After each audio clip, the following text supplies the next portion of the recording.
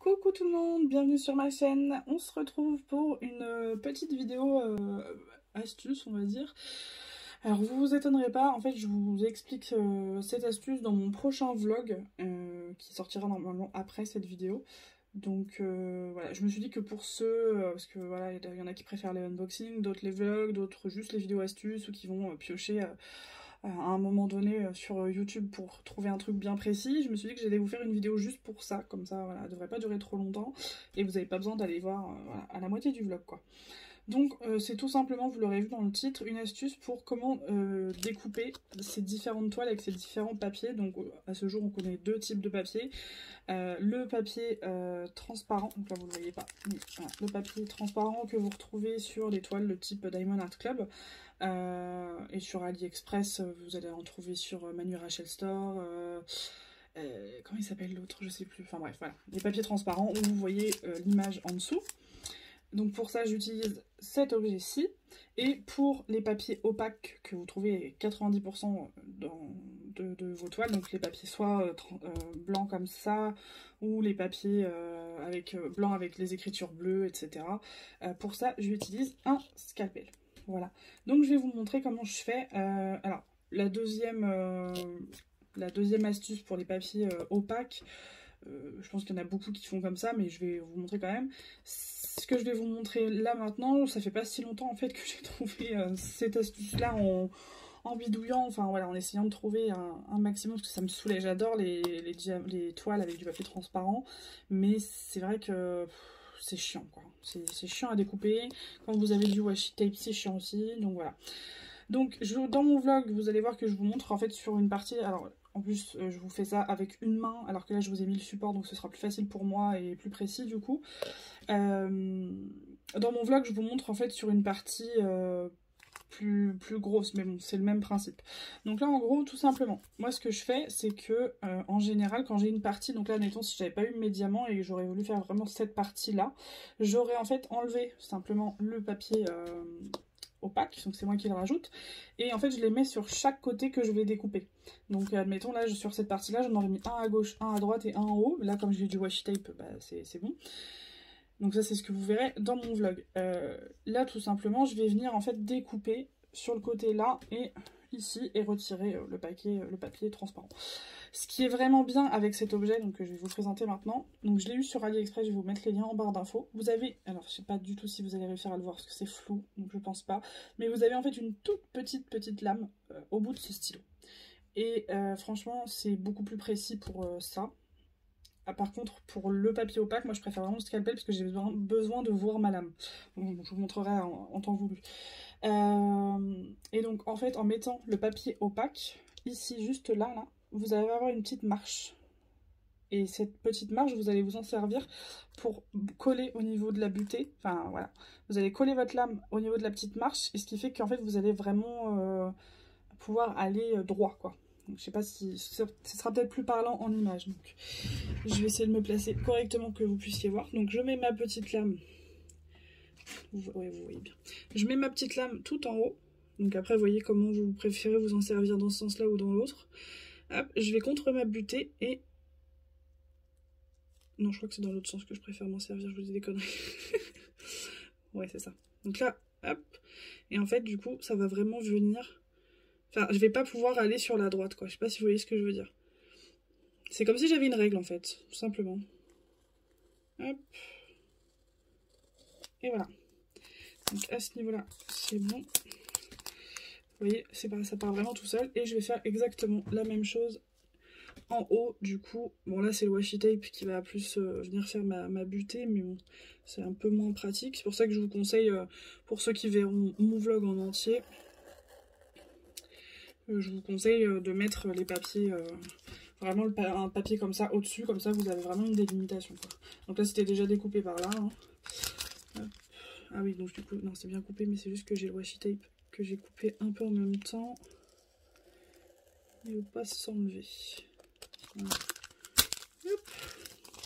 Et voilà, donc ça franchement, depuis que je fais comme ça, je me prends vraiment moins la tête, parce que c'est vraiment beaucoup plus simple, quoi. et ça vous évite de trop en enlever sur la partie là et d'avoir peur que ça sèche ou que ça colle, en tout cas un peu moins. Donc voilà pour les papiers transparents. Donc je vous conseille vraiment ça coûte moins d'1 €, c'est top. Je vais vous montrer maintenant comment je fais avec du papier opaque. Donc ensuite pour ma toile avec le papier opaque, donc je vais utiliser un scalpel. Donc franchement, vous pouvez foncer les scalpels de AliExpress, ils sont très coupants, ils sont vraiment très très bien. Ce que je fais en fait, je vais jouer un peu avec la lumière. Donc là en plus je suis retombée sur exactement la même toile, j'aurais dû prendre une autre pour l'exemple, mais c'est pas grave parce que je vous expliquais en fait dans mon vlog que sur certaines toiles, par exemple les Manu Rachel Store, vous avez des traits, je trouve que c'est le gros défaut malheureusement, mais vous avez des traits bleus très très voyants. Donc du coup pour visualiser votre ligne, c'est quand même plus facile. En tout cas pour le découpage. Là je suis sur une Evermoment où j'ai pas des lignes définies. Alors c'est hyper, on voit très très bien les symboles sur Evermoment. Mais vous allez voir la délimitation par rapport à vos symboles plus qu'une ligne vraiment tracée. Je sais pas si je me fais comprendre, mais on va essayer. Donc là, sur ma toile, je sais pas si vous le verrez, mais elle est déjà en fait scindée en deux. C'est pas moi qui l'ai faite, elle est arrivée comme ça, donc je vais vous montrer vraiment juste comme ça et je vous montrerai d'un peu plus près. Donc c'est ce que je disais, certains ne seront pas capables de le faire à main levée, parce que moi je sais que j'ai des copines à qui j'ai dit de faire comme ça et qui m'ont dit qu'elles n'y arrivaient pas. Donc dans ce cas-là, vous ne prenez pas la tête, vous prenez une règle, tout simplement. Une règle assez fine, je pense, pour que vous puissiez vraiment voir où vous allez. Mais c'est plus, je sais qu'il y a eu beaucoup la question en fait sur le maintien et la pression de... Enfin, tout le monde a peur en fait d'entailler la toile, que je peux comprendre. Après, dites-vous bien que si vous entaillez que la colle, on s'en fout. C'est pas très grave. Si vous avez fait une petite entaille dans la colle, vous la remettez bien comme ça. Normalement, voilà, il n'y aura pas d'incidence. Mais après, je peux comprendre que vous ayez peur de couper votre toile complète, quoi. Mais bon, allez-y doucement, de toute façon vous allez le faire une première fois, vous allez voir si faut mettre un peu plus de pression et puis après ça viendra tout seul, voilà, vous inquiétez pas pour ça. Donc là je peux pas zoomer, donc je vais vous montrer comme ça et puis c'est vrai qu'on voit peut-être un peu mieux malgré tout sur le vlog, mais c'est pas grave, et après je vous montrerai d'un peu plus près. Donc là j'ai déjà ma ligne, donc je vais venir choisir là où je veux faire mon trait. Ce que je fais, c'est que je vais vraiment jouer avec la lumière. Donc là, moi j'ai une grosse lumière à côté, sauf que quand je la mets pile devant, je vois plus mes symboles. Donc du coup, je vais essayer de la mettre en fait... Bon, après, c'est ma configuration qui est pratique pour ça, mais en fait, je la mets vers mon mur. Du coup, je vois bien la tablette lumineuse. Et la lumière contre le mur, en fait, reflétée contre le mur, m'aide. Bon, après, si vous faites avec la lumière du soleil et tout, essayez de vous mettre à un endroit où vous allez vraiment bien voir ce que vous faites. Donc, moi, je vais partir, admettons, d'ici. Hop, vous pouvez vous faire un petit repère, comme ça, vous allez voir comment fonctionne votre scalpel. Donc voilà, si vous voulez une règle, vous mettez votre règle à côté. Et vraiment, commencez doucement. Commencez vraiment doucement. Une fois que vous êtes entaillé, enfin, une fois que vous avez entaillé le début, voilà, là c'est bon. Vous entendez en plus le papier. Je fais un peu d'ASMR comme ça. Voilà.